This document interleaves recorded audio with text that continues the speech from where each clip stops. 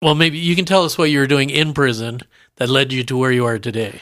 Yeah, so when I was inside, like I met so many other people that were just like me that just made mistakes or did things to survive or not necessarily malicious things over and over again. And we all just wanted a second chance. And there's also like a lot of misconceptions about the people in prison. There's a tremendous amount of mental illness in prison they should not be in a prison. Yeah. Right? Which isn't even talked about. No, that's true.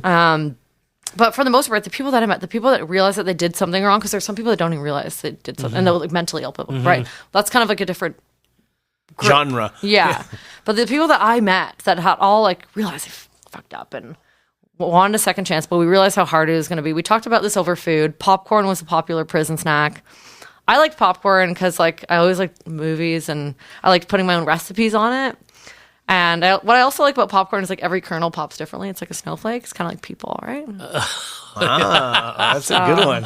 Sort of like a coffee bean, eh? I'm gonna have to steal that. You're going to steal it. Yeah, All I right. knew that was going to come. You can be like inspired by. Absolutely.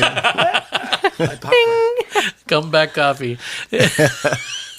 But yeah, so we all put our own recipes. And like everyone was just so creative, and we're talking about employment being one of those things that we were terrified of facing. Yeah, who's going to hire you? Upon release, right? Because even if like you had a good resume before, it's like you're still looked at and you're still condemned. Yeah. Right? And employers know this because they don't want to take on the risk. And sure, there's some entry level jobs which are great, but like they don't necessarily even allow you to grow. It's like you're just stuck in this minimum wage thing forever, which I also didn't think was fair.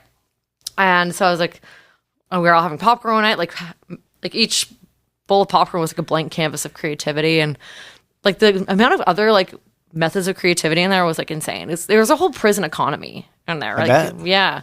So I was like, why don't I start a popcorn company where I can employ myself and other people in here and prove that we are worthy of second chances? And I know I was reading all about like social enterprises, and I knew that I was in there at a time where prison reform was starting to take shape.